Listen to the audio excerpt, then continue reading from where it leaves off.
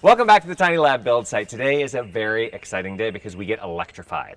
We have the one and only Eddie Lammers here.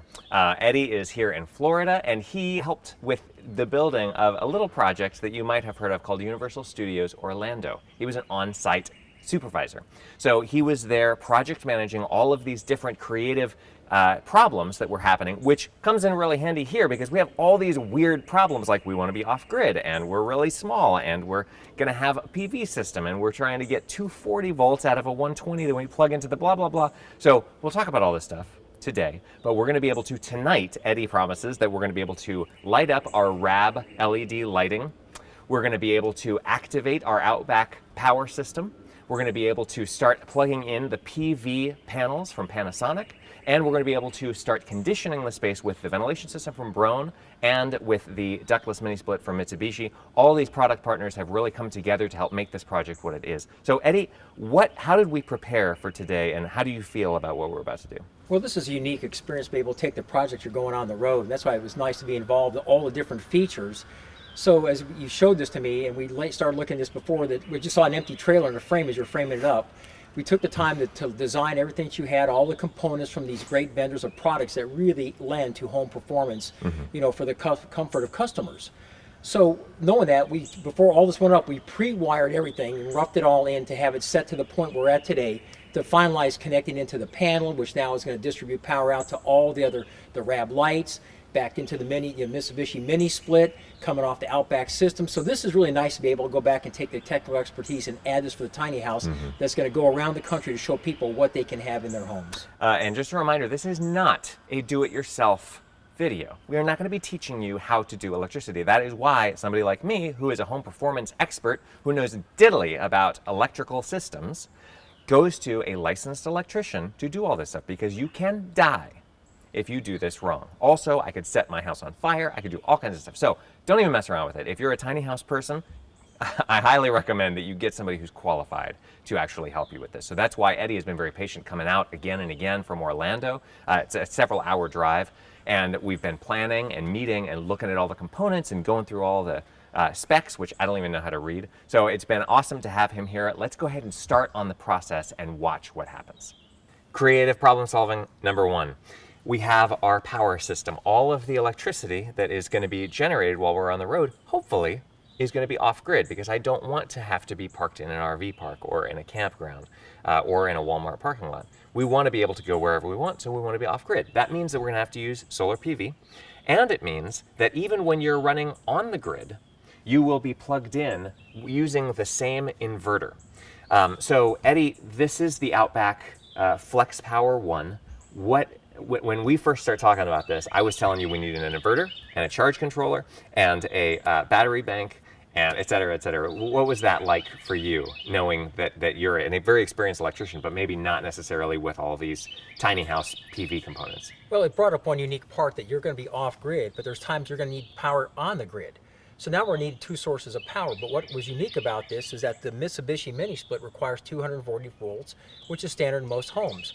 But we're getting 120 volt input. So the solution came in is to get an auto transformer that took away the need to have 240 volt source anywhere by taking input of 120 volts, converts it to 240, and provide all the power needed to run the mini split and all the other components. Now, this is a really expensive transformer. It's top of the line, $500. Eddie had another creative idea of taking two extension cords, right, and running it to a house. How would that work exactly? Well, because we needed 240 volts, we have to come off two legs, and most homes we pull into aren't going to have an RV kind of type hookup for 120, 240 volt. So we came up with an idea to use a contactor that has 240 volts with an indicator light.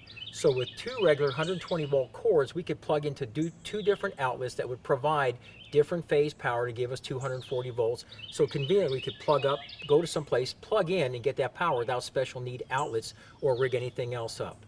So if you're doing this on a tiny home or moving around, you can set that up. So we just take a contactor, and then we have it where the input power comes in, and on that load side, we put a 240 volt light. So once that light lit up, we knew we had 240 volt, and then we could power the equipment up. So it's a way to do it without having this transformer. And I thought it was really cool. The one caveat to that was that all of the outside, the external outlets on a house generally are on the same circuit, and you're going to need to plug into 2 circuits to get those 2 different legs to get 240 added up. So that means you need to open a window and run an extension cord inside. So that was kind of why we then ended up going with this instead. Now, this system is all pre-wired. In general, like what you heard me say before, an inverter and a charge controller and the battery bank and the battery monitor. All that stuff is separate components that then you have to get and give to an expert like Eddie and say, hey, would you please connect this together? And thank goodness we got something that already has all the connections. One last thing is this thing weighs 130 pounds, so you have to really support it well. So on the inside, one of the features that we built into this design-wise with Eddie's help was this service chase, which runs the entire length of the tiny house, and it holds mainly the fresh air ventilation from the Broan HRV, which is out in the mechanical closet. Now, this is also going to be a chaseway, which is basically going to be soffitted in. A soffit is just something that hides what's behind it. And this soffit, which is going to be 6 inches square, is going to have 2 walls, one for the floor and one for the wall, that contain it, and we can run all of our electrical stuff in there, anything that we wanted to run along the wall without punching through studs and going inside the wall cavities. Because again, air sealing, insulation, very important. Eddie also, as a home performance expert in Orlando, understands this. We've worked together quite a bit in the past as well. So he was very cognizant of the fact that we wanted to be really airtight and very respectful of the insulation integrity. So we've made sure to build everything inboard. That also goes for these RAB lighting LED lights. You can see how adorable they are. They are teeny, and I love them. They're so elegant and small, and they also are going to be inboard. Now, most of the time, can lights like that, Eddie, are installed how? They're installed, and they penetrate the ceiling level and through ceilings, which now is an opportunity for air infiltration into the house, because usually most new home construction, they're not done right, and we're leaking air.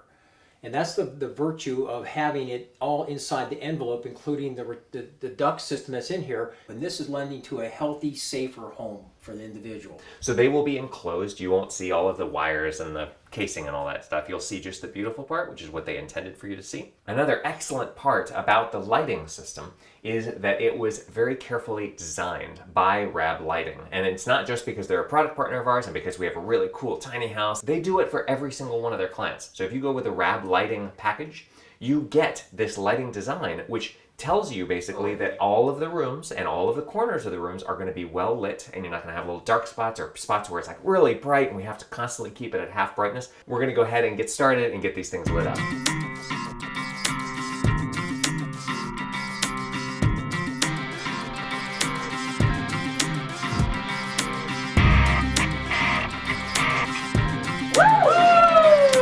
You're on! Let there be light in the tiny house. So now the lights are running. We have our solar system completely configured finally now that we're on the tour. We have the Panasonic solar panels out there, which are called HIT panels. They're 240 watts a piece. Normally you'd buy 330 watt panels in the States, which is obviously more power. We have them strung 2 by 2, so we're bringing in like 86 volts, which is pretty high for a solar panel. And they are powering the solar system, which is powering now the battery bank. Inside the Mate battery monitor, we have the ability to look at how much electricity is being generated by the solar panels. Right now, because our batteries are pretty full, we're only pulling in about 500 watts, half a kilowatt, but we have seen it up to 800 or 900 watts while we're on the tour. You can see that our batteries are at capacity. They're up at 54.5 volts. And you can see the graph that describes how they've been charging and how they've been discharging and all this information to use to diagnose how to configure your system better. Also, I have everything in the house on right now. All of the lights are on, and that's less than 100 watts. We have the computer running, which is an HP filmmaking computer, and that's pretty power heavy. And our air conditioner is running. So that Mitsubishi ductless mini split is actually air conditioning my house right now, and I'm only powering 600 watts. So as you can see, even if we have everything on in here and we're going totally crazy with energy usage, we're only using 600 watts per hour. So that kind of efficiency is really what you're looking for when you design a solar system like this. You do not want to get a ton of panels and a ton of batteries to pay for all of the waste that you're creating. So all of this stuff now works. We are officially off grid, even though really I prefer to be plugged into the grid, and that's a little tidbit for you. So being off grid is actually one of the most stressful parts of being on this tour. Whenever I have the opportunity, I do plug into the grid and use it as a backup only, and that's really nice. It's much less stressful. So I hope that all of this electrical talk about the Tiny Lab has been helpful for you. Please do subscribe to our channel. Come see the Tiny Lab for yourself. Listen to what it sounds like. Smell what it smells like. It's awesome in here. You can see that at proofispossible.com, all of the 20 cities that we're visiting. Tune in next time.